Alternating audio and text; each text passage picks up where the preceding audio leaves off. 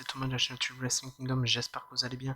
Aujourd'hui on se retrouve pour la vidéo review du pay-per-view WWE WWE Day 1 qui a eu lieu donc le 1er janvier. Nous commençons donc par le match du kick-off qui était un tag team match qui opposait donc Ricochet et Cesaro en équipe contre Sheamus et Rich Holland. Si je ne me trompe pas, c'est le premier pay-per-view main roster de Rich Holland d'ailleurs. Donc pour le match, il était vraiment bon. Franchement, pour un kick-off, je comprends toujours pas pourquoi il n'a pas été sur la carte principale parce que le match valait le détour honnêtement. Malheureusement, il y a eu un petit accident lors de ce match. Quand Cesaro et Ricochet ont fait une prise tag team, malheureusement, Ricochet, enfin la jambe de Ricochet est directement tombée sur le nez de Rich Holland qui a énormément saigné, donc les médecins se sont chargés de lui.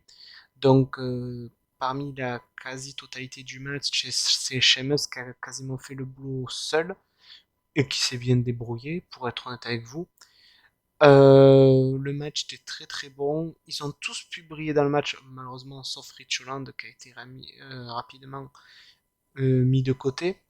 Du coup, victoire de Sheamus et de Rich Holland, mais bon, c'est Sheamus qui a fait tout le boulot. Non, franchement, bon petit match de kick-off et j'espère avoir un rematch avec cette fois-ci pas d'incident pour Rich Holland.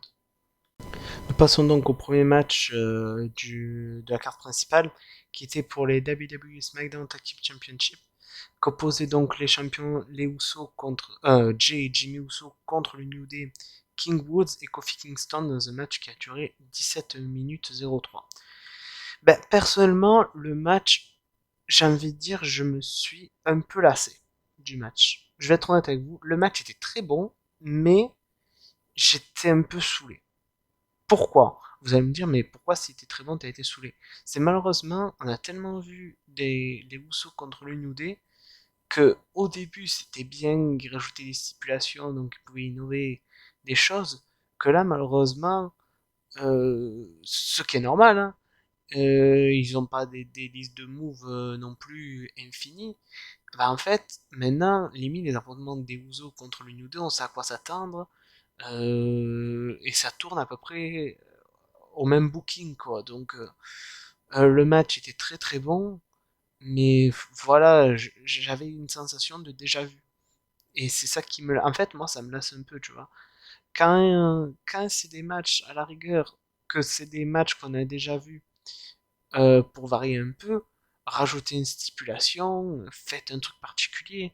Que là, malheureusement, c'était un match New Day contre les Rousseau, qu'on pourrait voir dans n'importe quel autre pay-per-view, qu'on peut voir à n'importe quel Raw, qu'on peut voir à n'importe quel SmackDown, même qu'il soit très très bon.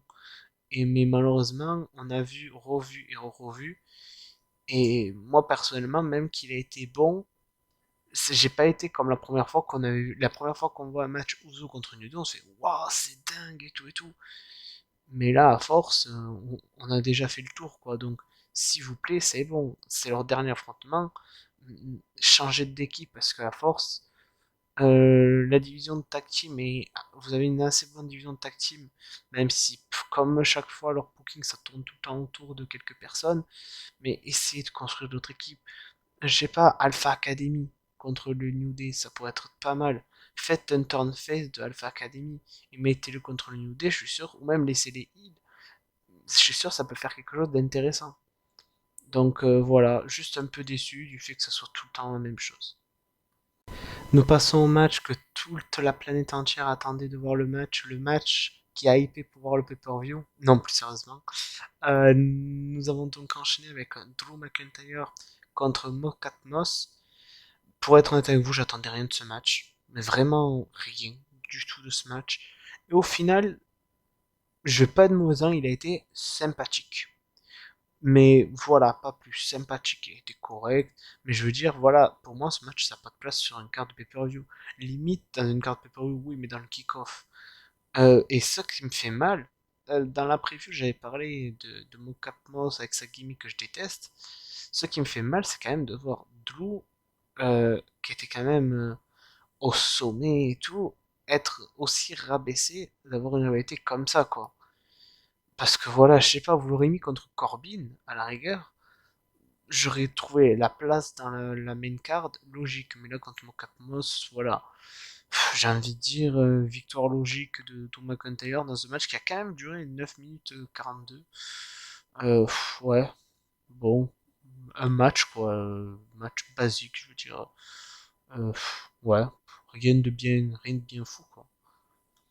Nous passons au prochain match qui était pour les Raw Tag Team Championship, composé donc les champions RK Bro, Randy Orton et Riddle contre les challengers Street Profit, Angelo Dawkins et Montez Ford dans un match qui a duré 11 minutes 14. Et par exemple, ce match-là était un match que j'ai beaucoup apprécié comparé à l'autre match tag team précédent, parce que je crois qu'on avait déjà vu un affrontement entre les deux équipes, mais c'était un affrontement très bien. Mais voilà, celui-là, je trouve qu'il était encore mieux que le précédent qu'on avait vu. Donc, j'ai kiffé. Parce que voilà, on les a vus qu'une ou deux fois s'affronter. Voilà, ça a donné un très bon match. J'ai rien à dire. Les deux équipes étaient excellentes. Street Profit est pour moi une de loin une des meilleures équipes à la WWE et honnêtement j'aurais aimé qu'il soit du côté de SmackDown. Voilà, pourquoi pas, même si on a déjà vu faire une rivalité Uso Street Profit, parce qu'on a eu cette rivalité, mais voilà, c'était pas, comment dire, comme le New Day qu'on a vu 50 000 fois quoi. Donc du coup, victoire de Al Cabro. Personnellement assez content. Ils étaient accompagnés de groupes de rappeurs. Désolé, je ne m'y connais pas trop. Je sais plus qui c'était les rappeurs. Ça, j'ai envie de dire, c'était un peu le moment où je m'en fous complètement. Mais sinon, pour le match, franchement, non, il était bien. Je dirais même que c'est le meilleur match tag team de la soirée et largement même. Nous passons donc au prochain match qui était Edge contre The Miz dans un match qui a duré 20 minutes 03 et honnêtement, c'est un de mes matchs favoris. Edge, il est revenu en mode The Brood comme il avait déjà fait auparavant. Et j'aime beaucoup son look de The Brood, pour être honnête avec vous. Sinon, le match était très très bien. Franchement, le booking du match était excellent. Les deux hommes étaient excellents. Pour les haters du Miz qui disent que c'est pas un bon catcheur, franchement, vous êtes soit débile mentaux, soit aveugle. Je suis désolé, mais ou soit vous avez un problème. Ça, il faudrait consulter. Parce que là, après le match qu'il nous a sorti face à Edge, dire que c'est pas un bon catcheur, ou même les gars qui critique Edge, franchement, dire que les deux ne sont pas de bons catcheurs, mais franchement, achetez-vous des lunettes, allez voir un psy, consultez, je ne sais pas, mais faites quelque chose. Mais sinon, voilà, très bon match. Ça s'est passé comme je l'avais à peu près souhaité.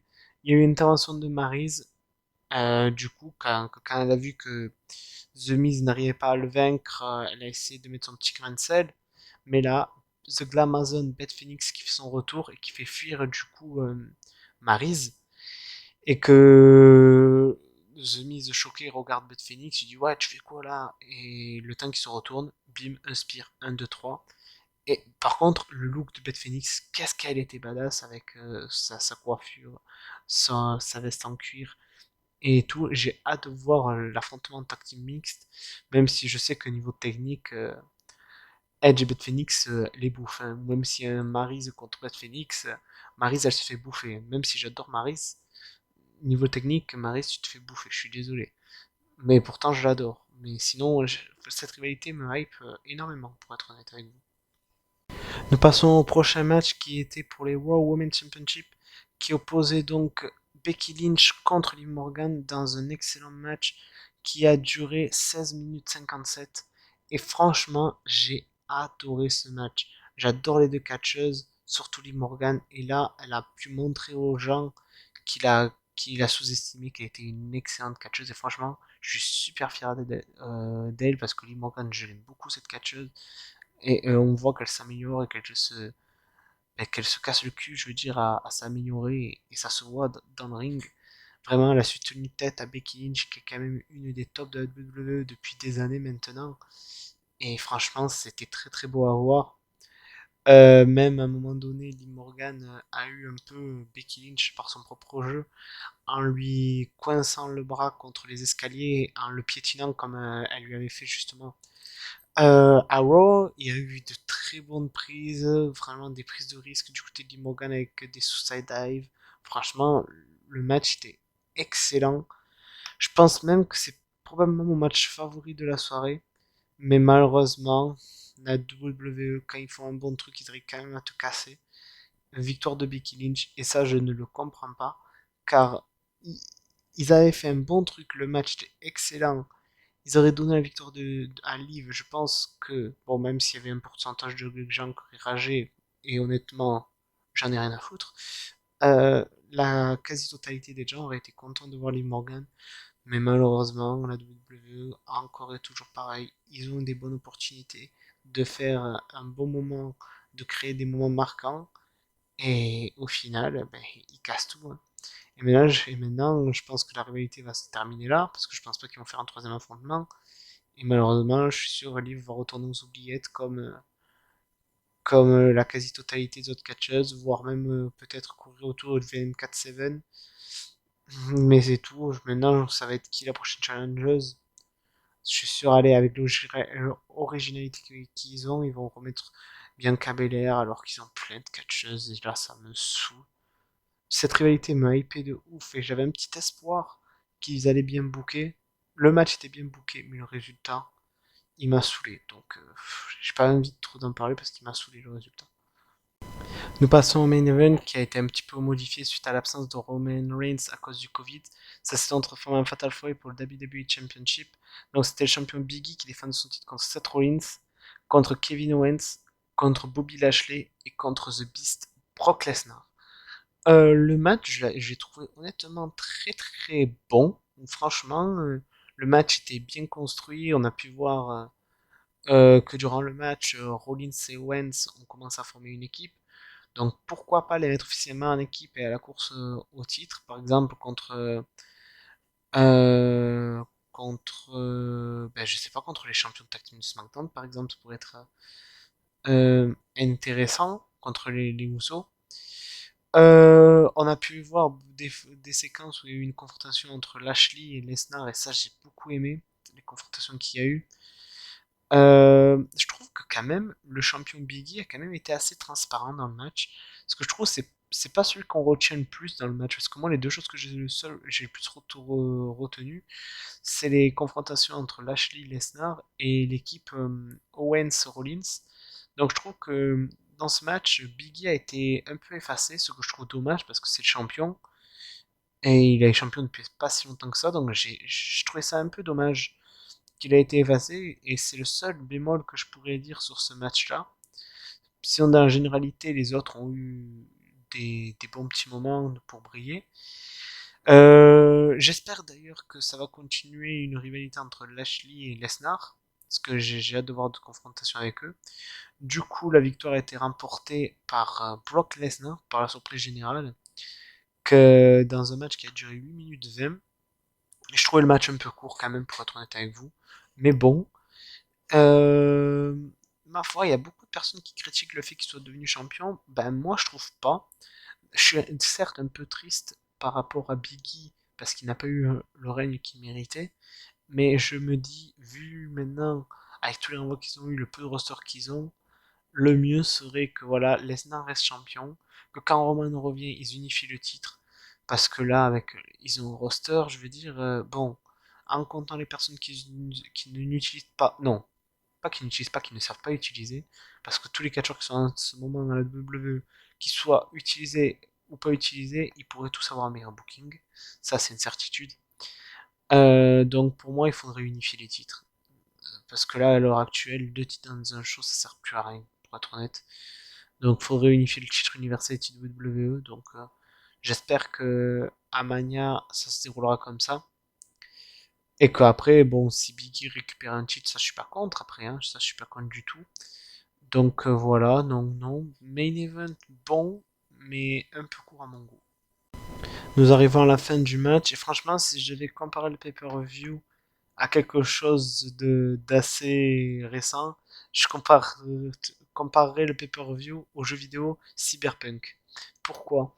Parce que, comme un Cyberpunk, tout le monde presque était hypé par certains matchs, comme moi j'étais hypé par trois matchs en particulier. Et au final, quand on a pu l'avoir en main, on a été déçus. Voilà.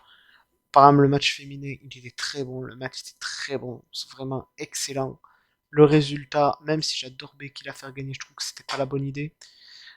Lesnar, c'est pas dérangeant, c'est pas ça qui est dérangeant, c'est le fait d'avoir booké Biggie aussi faible dans le match. Ça, je trouve ça débile. Les Usos contre le New Day, du vu, du déjà vu et du redéja vu. À croire que la WWE, pour leur script pay-per-view, ils font que des photocopies. Ils modifient deux trois trucs, c'est tout ce qu'ils doivent faire. Ils doivent mettre du blanco sur deux trois petits matchs. Et le reste, c'est des photocopies.